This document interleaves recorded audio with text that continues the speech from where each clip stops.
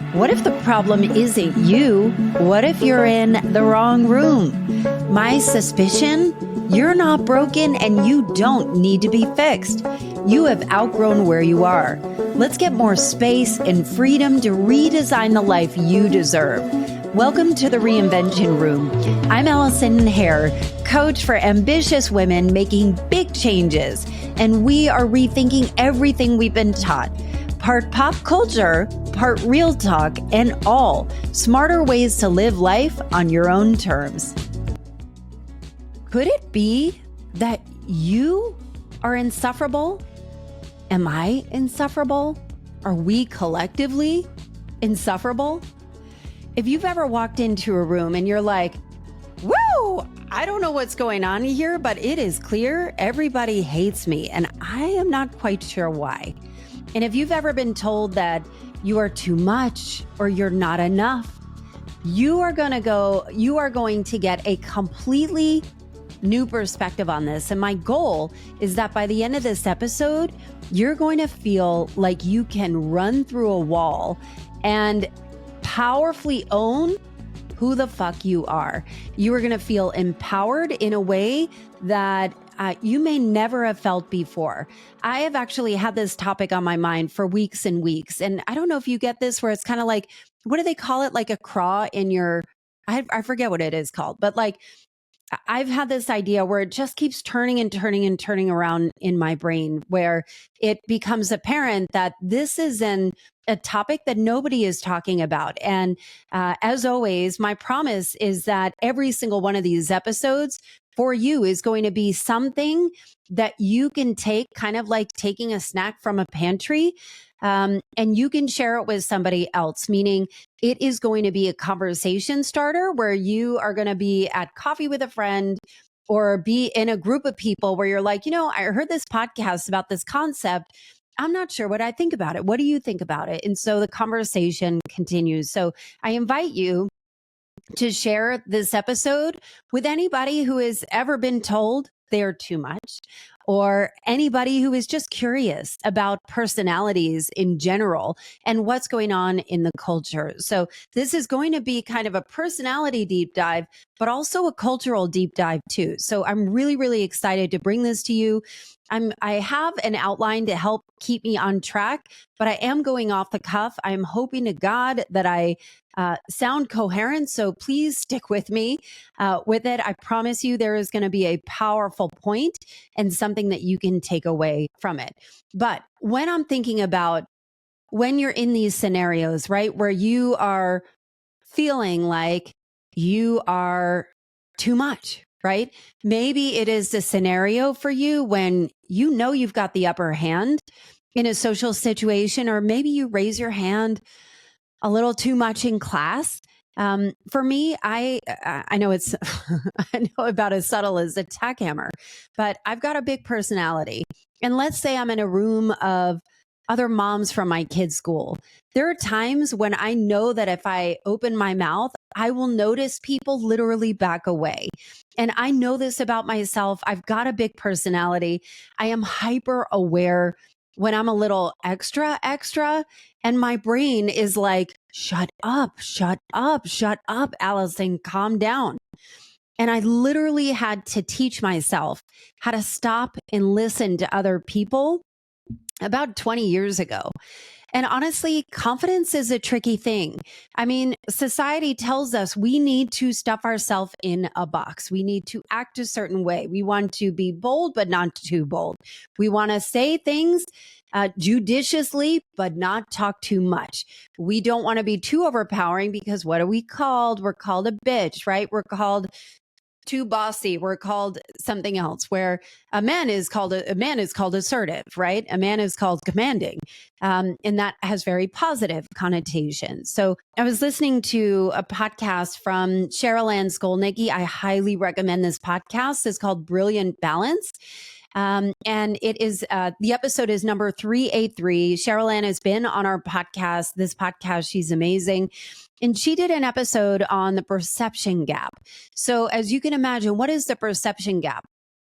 And there have been all kinds of studies that show that we are profoundly wrong about what others think about us. And there've been a ton of research on this that shows that our perception of what somebody else thinks of us is far more negative than what the actual reality is.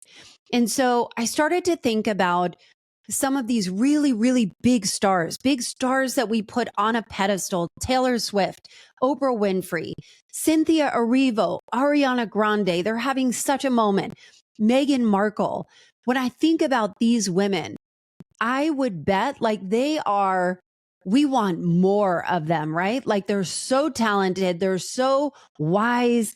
They have the command of an entire globe, right? They have global command.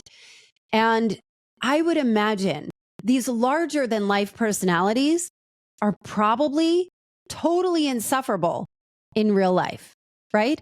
But we want more of them on the stage, but in real life, we don't. So I started to look at a lot of these people's Instagram accounts, and I started to look in the comments, which I don't actually recommend. It really, really shows the dregs of humanity. And it really is unbelievably disappointing how people feel the need to tear people down, kind of the keyboard cowboys, especially the cloak of anonymity of being a nobody, and most of the time when I click through, and I'm going to kind of run through some of the things that I heard. So we're going to take a little bit of a turn, and I promise I will have a point here with it, but I think it's really, really important when we think of these people that we do put on a pedestal. But we also wonder, like, what would it be like? What would it be like if we had the fame, the fortune, the influence, the type of audience that these people have and what they have to deal with? I was thinking about Nicole Kidman. Nicole Kidman is so interesting to me because Nicole Kidman is this towering presence. She's this beauty, right? But she's very polarizing. People either love her or they hate her. And, when she does interviews, she has this towering presence on screen, but in interviews, she is totally insecure and very introverted. It is her cloak of power is to be in an acting role. I think about Drew Barrymore. I have not, do you guys watch the Drew Barrymore show? Do you watch the show? I don't even know what network it's on or where I would actually watch it, but I constantly see clips of her. So Drew Barrymore's persona is one that is deeply effusive. She's very emotional. Very, very, very, very emotional, very huggy. She gets in people's personal space, whether you like it or not. I think it's very sweet. But at the same time, if that was somebody in real life, you'd probably be off put, find it off putting. And I think about some of the celebrities, in some ways there is more of a self-aggrandizing. I think about Ariana Grande and Cynthia Erivo right now, where they are in this moment where they are so, larger than life with Wicked, with their voices, with their talent. And so they are everywhere. And my algorithm knows me so well that I watch at least one Wicked video, one Wicked reel or TikTok or YouTube video or something a day because I can't help it. I love learning about it. But at some point, there is a tipping point where it becomes too much, where you become bored and you want to move on. So Cynthia Erivo just released a single. It's called Replay, and it is a solo single. And I wonder, would she be able to carry out a single outside of being Elphaba on Wicked? Would she be able to do it? Would the audience want to carry her that way? So I think about some of these people that have these larger than life personalities and this larger than life talent and skill. And it's so easy to, I imagine, have a warped sense of perception when so many people are not only worshiping you, but at the same time tearing you down, because that's what people do online. It's really embarrassing. They are forces of nature. They cannot be stopped. And I remember when I was in, I don't know, probably elementary school. And there was this girl, and this girl was super talented. She had this beautiful voice. I think her name was Amy. I'm trying to remember what it was. But she auditioned for Star Search. And I remember people like tearing her down or isolating her when she wanted to use her talents and skills in a really profound way.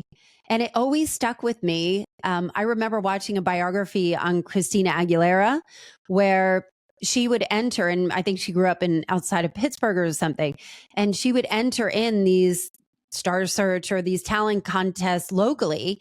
And all of the other parents would be so angry because there was no way their kid could win against her. And so, what do you do? And so, there's so much of like, should I be big? Should I be small? Should I be big? Should I be small? Where is the balance in between? And can I be bigger? When I was looking online, I looked at some of the comments. I looked up who are the most insufferable celebrities out there. Machine Gun Kelly was part of it. And somebody put, Machine Gun Kelly pisses me off in a way I can't really explain.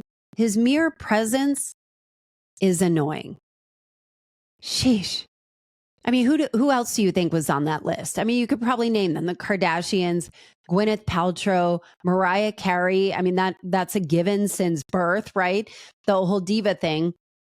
And then Jennifer Lopez, this one was also on the list. And somebody's comment really I found so disturbing, where they put Jennifer Lopez, despicable human being. How is she despicable? Is she eating babies? Is she killing people? Or is she a beautiful 50-something woman that does not look her age, but still dances and performs and over proves her worth in this? And so Jennifer Lopez has always been somebody that has been underappreciated and always torn down. She's not talented. She doesn't have a great singing voice like other people. It just it just is a deep shame that there are so many people. And when I click on some of these people's profiles, you know what's happening, right? They have no followers and their account is private. And of course, no picture. And usually the profile is like live, love, laugh, like whatever it is. It's always super contradictory to how they are acting online. And I even notice my own bias in this. Pamela Anderson is somebody that has been on the circuits lately. She is in a movie called The Last Showgirl that has been up for a lot of awards. And so Pamela Anderson, very famously, I think she's in her 50s now, is not on purpose wearing makeup. So Pamela Anderson, one of the biggest bombshells to ever cross our lexicon, our screens, like this beautiful woman, all of a sudden said, no, I'm not playing this game anymore. And so she'll go in this gorgeous ball gown, her hair done, no makeup. And I remember seeing her and going, wow, I am so impressed. I admire her so much. And all my brain kept thinking is, I still want her to put on makeup. I still want her to put on makeup. Why? Why do I feel that way? And I deeply admire her. But it always is a reflection of how we feel on us, right? If I were to not wear makeup, I couldn't imagine the self-loathing that I would feel without it. And I've done many episodes on this. Like, I put on a full face of makeup every single day, and not because I'm worried about what other people are no, that's not true. I hate seeing my face age. I hate seeing my face without makeup. I don't find beauty in it. And I think it is the mirror, right? Like, while I'm looking at Pamela Anderson and saying, good God, please do more of that. Alicia Keys had a long several years where she wouldn't wear makeup either. And they're both beautiful, incredible women that are going out and doing their truth. But I couldn't help but think to myself and kind of notice and acknowledge how I wanted to project on it because I didn't want to see myself get older. I wanted to see that aspirational face of beauty of somebody that is aging beautifully with makeup, right? And that is fine. Like, that's my choice. I'm probably never, ever going to go makeup free. I've been like that since I was 12 years old, and that is fine, right? And so I started to read a little more. The Rock somehow is in this insufferable list. And he said, somebody put, seems nice, but his ego is as big as a boulder and it's getting on my nerves. So all of this is like at the intersection of good versus bad. So when you think of these people, and I'm using them. So this podcast is called Reinvention Room, right? So there is a lot of pop culture that's sprinkled in, but always as a mirror to our own progress and our own evolution of healing, of our own journey of discovery. You know, I have resistance to the word healing because generally speaking, I feel that people aren't needing to heal. They just have outgrown their container and probably need a new set of tools. And so this podcast is designed to equip you with some fresh modern tools and approaches that help you expand out into who you truly are. And I feel like this is a reclamation, right? When you're in your 40s, when you're in your 50s, this is a reclamation and a return to who you really are. I mean, I can go forever on Blake Lively and Justin. You know, the comment section was really outrageous. And when I think about Blake Lively and Justin Baldoni, you know, they're embroiled in kind of an Amber Heard versus Johnny Depp, where Blake Lively is accusing Justin Baldoni of sexually inappropriate working conditions for their movie It Ends With Us, and Justin Baldoni is countersuing back. And they're both just trying to drag each other through the mud. I believe they're both probably kind of shitty people and their wires crossed. You know, at this point, I'm like kind of over it.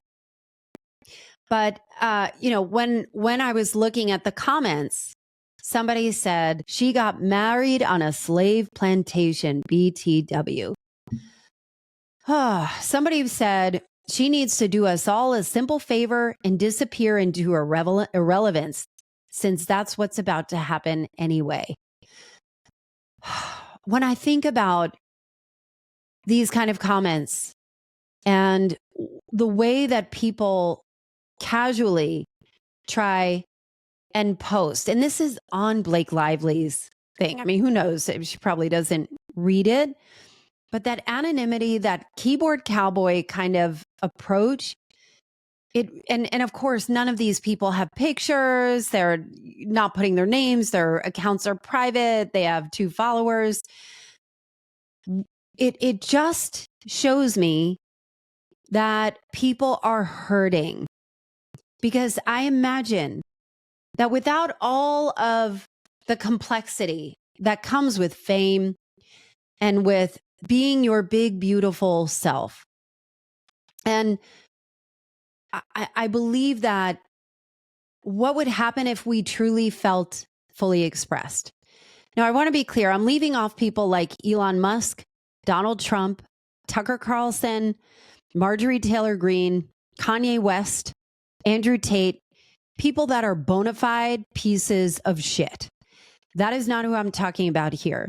These are people that kind of oscillate between they are celebrated. They do something wrong or do something that the public deems differently, or they go against the grain and they're canceled, and all of a sudden they are deserving of all of this negative attention and people kind of slinging arrows at them. And the making of people smaller comes so young. And when I think about, like, what did your parents teach you in your household about being too proud, too loud, too much? Did your parents tell you to be quiet? Did they tell you to speak up? What kind of comments did your parents say about other people's kids or others in general? For me, I think my mother straddled that line for me growing up. You know, she wanted me to be my big self, but not too much, where she would get shit for it. That's not what she wanted, right? You can color outside the lines, Allison, but keep it minimal. All right. Kind of stay in the lines. So, what does this mean for you? Why am I talking about people's shittiness towards each other? Because this is a reclamation for you. This is an invitation for you to bust out of the box and ask the question, who am I really? What is it that I truly want? Not what should I want, but what would actually bring me joy? And most of the time, people that are slinging mud and it's okay to have an opinion, right? Of course, we all have opinions. I'm petty as hell. I mean, you can ask me. I just don't put it online. But at the same time, I do like to give people the benefit of the doubt and try and have an open mind about people's humanity and goodness, especially when they're people that are at a specific level of fame that you and I will probably never, ever, ever know or experience or understand. But when I ask, like, what would bring you joy? Most of the time, it's probably not money. It's probably not a promotion or a fancy house. It's probably peace in your heart. It might even be nature and freedom to move, freedom to be yourself. And I remember I was seeing The Cure, that band, The Cure. I love The Cure. I was such a new wave kind of chick back in the 90s and still. But I remember seeing The Cure and I saw them at Radio City Music Hall. And I remember I was sitting on the mezzanine. And so in the mezzanine, it's like kind of a fancy venue, right? It's a legendary venue. And everyone was, kind of swaying to the music or whatever. And we were up, like we're on the mezzanine. So we weren't like front on the floor. We were in the back because, I didn't have any money back then. And so I got tickets to what I got tickets to. And there was a guy and he was dancing in the middle of the aisle like nobody was watching. And I remember people kind of snickering at this guy. And I remember looking at it and going, wow, that looks amazing. What is it like to be able to fully feel music and express yourself in a way where you don't care who is looking? And that's really my invitation for you. I invite you to literally take 5 minutes and ask yourself that question of what would bring me joy, and write it down and let that be your North Star to do more of what lights you up. And, recently I was leading this workshop for podcasters. And a lot of these podcasters were just getting started. So they were kind of working through their concept. And when they were talking about their ideas, in the beginning, the ideas kind of seemed a little bit generic. I want to help people transform. I want to inspire people with my story. I want to help people be better leaders. And this happens so often with podcasters and people that are trying to put something out there, something of purpose, something of meaning, something of themselves, is that people are trying to be audience focused, but they're conflating that with trying to copy what others have done already. So what happened in this segment, and whenever people are kind of making it more broad and generalized, I'm like, what are you super passionate about? Like, tell me what completely lights you up. What are opinions that you have, whether you care, like whether or not somebody agrees with it, but what is the hill that you're going to die on? And I would watch each person as I would ask them that question completely light up, like full of fire and passion. I'm like, oh, that's it. That is it. Lean into that fire and passion. So I invite you to really take the chains off and to actually take up more space. And yes, there are some shitty people out there. Of course there are. Are people going to judge? Yeah, but they're probably not the people that you need in your circle at all. So all of these people that we admire and respect, we put on a pedestal and we beg for more. The Taylor Swifts of the world. They're probably completely insufferable in real life, but they make us feel alive because their life force is so big that it reaches others. And that's what this life is about, right? It is about connection. It is about the synapse between you and somebody else. It is something that is unexplainable, but that life force only comes when we say yes to what lights us up. That life force only comes out when we stop trying to shrink ourselves into a box. But, in a lot of cases, these people that do have larger than life personalities, instead of, they let their internal forces lead the way, right?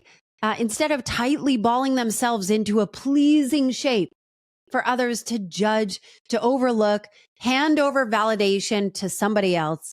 And that, my friend, is why you and I know what it's like to experience unfulfillment. And the fastest way to express yourself, create a new conversation, inspire change, be 100% yourself. Meet incredible people. One of the best ways I've found is to have your own podcast. It is owning your own corner of the internet. It is your sanctuary. And the easier we are on others is a mirrored reflection of how we are on ourselves. I'm going to say that again. And again, I have to check myself too when I'm starting to get in that judgy mind.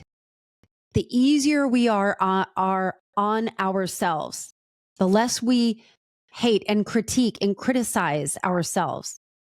It is a mirrored reflection of how we are to each other and to ourselves. So with that, I'm going to wrap up. I have loved talking about this. I'm really curious to see what you think and how this lands for you. Do you feel like you're insufferable? Do you know people who are insufferable? Can we look at those people perhaps from a different lens of what is their life force and how do we bring our own life force through? And if having a podcast is something you have considered but have maybe gotten overwhelmed or thought, I don't know that I have anything interesting to talk about. I don't know that it is something anybody would listen to. I would invite you. I'm offering a free strategy call. I'm trying to say it out loud. A free strategy call where we can take your idea and we can turn it into 3D in 30 minutes for free. And if you want support in that, I'm happy to explain and walk you through what that would look like. But would love to hear from you. You can schedule a call at AllisonHair.com/free call. So I'm so glad that you could join me. I'm so hopeful that you will open your arms wide and take up more space and say yes to what lights you up. And if I don't see you on the socials, I'll see you next time.